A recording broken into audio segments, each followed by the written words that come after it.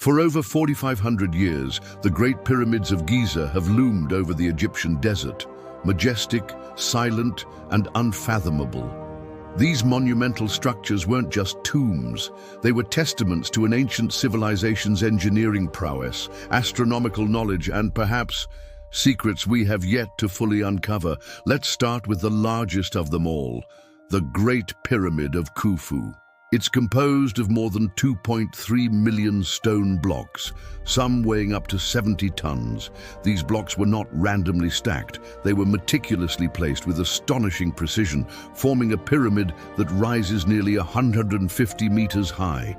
Even today, with our cranes, computers, and cutting-edge technology, replicating this feat would be an immense challenge. Now imagine doing it with no electricity, no diesel engines, and no steel tools. Just copper chisels, wooden sledges, and raw manpower. So, how did they do it? Traditional explanations involve massive earthen ramps built beside the pyramid, allowing workers to haul these stones up layer by layer. But when you consider the logistics, things become murky. A ramp large enough to reach the top would have required more material than the pyramid itself, and yet no trace of such a colossal structure has ever been found. Then there's the friction. Could wooden rollers really support and transport blocks weighing tens of tons over rough terrain? And even if they could, how were the highest stones positioned with such deadly accuracy? You'd expect mistakes, but the joints between many of these stones are so tight, not even a razor blade can fit between them. These unanswered questions have given rise to countless theories. Some claim the builders had help from ancient astronauts. Others believe the Egyptians were giants. Some even suggest levitation, anti-gravity, or sound-based construction techniques long lost to history. But let's put aside the aliens and the fantasy for a moment. What if the key to the mystery lies in what the blocks are made of, rather than how they were moved? Enter a bold and fascinating theory. The pyramids weren't built block by block. They were cast in place. French materials scientist Joseph Davidovits proposed that many of the limestone blocks used in the pyramids were not carved, but rather molded using a type of ancient geopolymer concrete. Instead of dragging massive stones across the desert, workers could have transported buckets of a limestone slurry, a mixture of crushed stone, clay, water, lime, and natural binding agents, and poured it into wooden molds right on the pyramid. Let that sink in. This theory doesn't just rewrite how we think the pyramids were built. It elegantly solves some of the biggest mysteries. Precision. Pouring stone into molds side by side would naturally create near-perfect joints between blocks. No advanced cutting tools or adhesives needed. Transportation. Moving liquid or powdered materials is infinitely easier than hauling finished multi-ton blocks across miles of desert.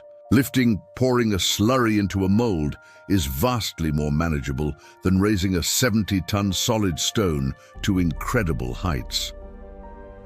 Tool marks. The inconsistent or missing chisel marks on many blocks?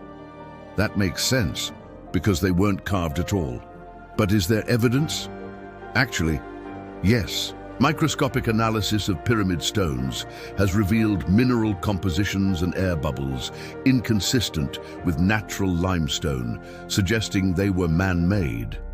The stones also contain unusually high levels of chemically bound water, a trait common in geopolymer materials but not in sedimentary rock.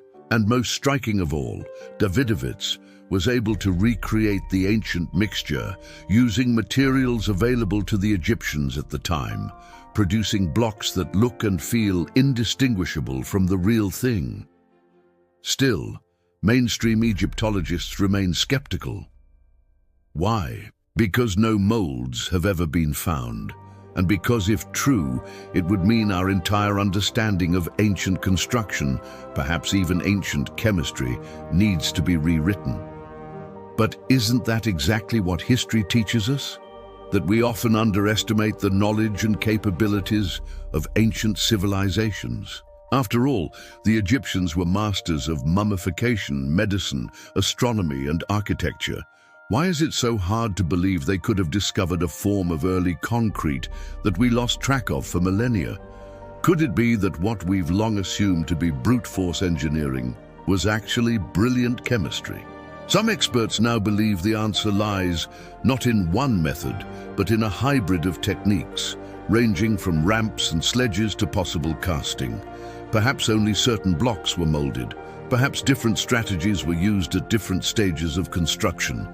The truth may lie in the nuance. But until we discover definitive proof, whether that's a preserved mold, a detailed ancient recipe, or something else, the mystery remains.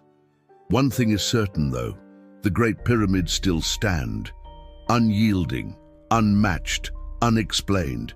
And maybe, just maybe, they're trying to tell us that history is far more complex, far more intelligent, and far more mysterious than we ever imagined. Let me ask you this: what if the ancients knew something that we've forgotten?